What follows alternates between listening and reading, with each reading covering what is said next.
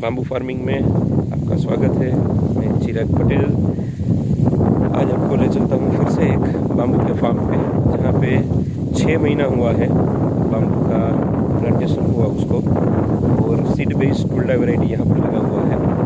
Total 15 बीघे का खेत है और ये आपके सामने प्लांट है।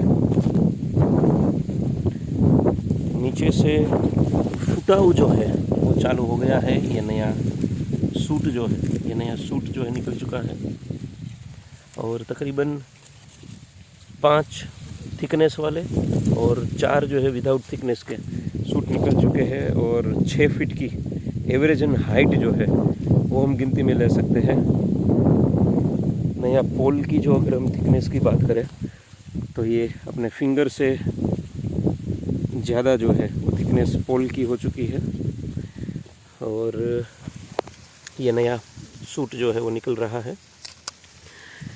यहाँ पर पानी की सुविधा है फार्मर के पास में, बोरवेल भी है खुद का, और यहाँ पर अभी डैम भी चालू है। तो बेसिकली जैसे इनकी ज़मीन है उसके हिसाब से हम यहाँ पर ये सजेस्ट करेंगे कि जो ड्रिप इरिगेशन से वाटरिंग हो रही है उसकी जगह पर यहाँ पर फ्लड इरिगेशन, जब तक कैनाल चल रही है, मीठे पानी की सुविधा है, तब तक बाम्बू के दोनों तरफ में 2-2 फीट का पारा चढ़ा के वहाँ पर फ्लड वाटर दिया जाए। क्योंकि फ्लड वाटर के अंदर में पानी ज़्यादा मिलेगा, ज़्यादा ज़मीन के अंदर में वो फैलेगा, तो इसके रूट जो है, उसके मूल जो है, उसको फैलने में आसानी रहेगी। और जितना मूल ज़्यादा फैलेगा उतने ही गठान ज़्यादा बनेगी, उतने ही पोल ज़्यादा निकलेंगे और उतना ही जो है वो वेजिटेटिव ग्रोथ जो है वो ज़्यादा फैलेगा। तो इस फार्म के हिसाब से आप लोगों को भी यही सूचित किया जाता है कि आपके पास में अगर मीठा पानी है और ड्रिप इरिगेशन आपने किया हुआ है तो ड्रिप को 3-4 महीने के लिए साइड में करके आप भी इस तरीके से पानी दे सकते हैं, जब तक आपके पास मीठा पानी जो है वो उपलब्ध है।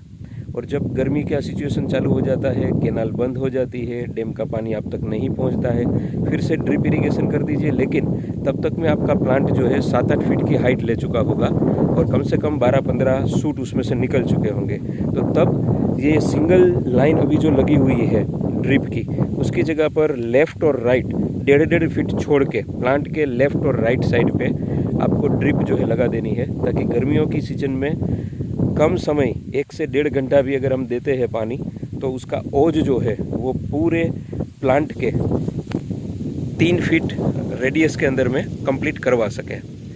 तो इस तरीके से आप भी प्लांटेशन के अंदर में ये फ़र्क कर सकते हैं। और रही बात न्यूट्रिशन की या गर्मियों की सीज़न में जो इसको वेजिटेटिव ग्रोथ चाहिए, टुल्डा है इसलिए पॉसिबल है कि वेजिटेटिव ग्रोथ के लिए इसमें हर हमेशा जब भी न्यूट्रिशन मिलता है तब वो अपनी सूट निकालना इसमें सक्षम है। ये अपने हिसाब से सूट निकाल सकता है।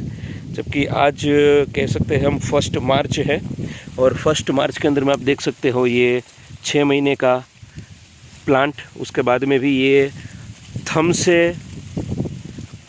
से मोटा थिकनेस देने की 3-3 सूट निकालने की ये ताकत जो रखता है, ये सिर्फ टुल्डा रख सकता है।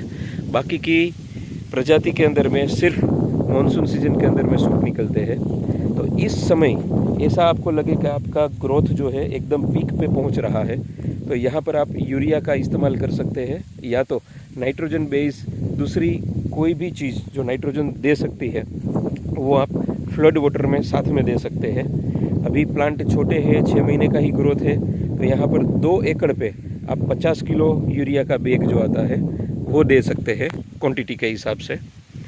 और दूसरा, आपको अगर यूरिया का सब्स्टिट्यूट कुछ मिलता है तो नाइट्रोजन फिक्सिंग के लिए वो भी आप दे पाओगे। अगर कोई ऑर्गेनिक बेस पे करता है तो वो जीवामृत है, अमृत बैक्टीरिया है, या तो फिर कहीं अलग अलग ग्रास जो है वो ग्रास को गौमूत्र के अंदर में डुबो के उसमें से जो नाइट्रोजन फिक्सिंग लिक्विड निकालते हैं वो भी दे सकते हैं। लेकिन जब 15 बीघे का ये फार्म लगा हुआ है, उतनी बड़ी क्वांटिटी के अंदर में हो, तब उतनी आवश्यकता के हिसाब से आपको मात्रा मिले तो आप ऑर्गेनिक कर सकते हो। अदरवाइज़ सबसे सस्ता जो पड़ता है वो यूरिया जो है वो पड़ता है। सब्स्टिट्यूट आप कुछ भी ढूंढ सकते हैं मार्केट से। नाइट्रोजन फिक्सिंग चाहिए कि वेजिटेटिव ग्रोथ में अपना रुकावट ना आए। उन दिनों जब गर्मियाँ भी है और हम फ्लड वाटर भी चालू कर रहे हैं। तो थैंक यू वेरी मच। अगर आपका भी प्लांट इसके आसपास का है तो आप भी इसके हिसाब से चेंज ला सकते हैं। Thank you.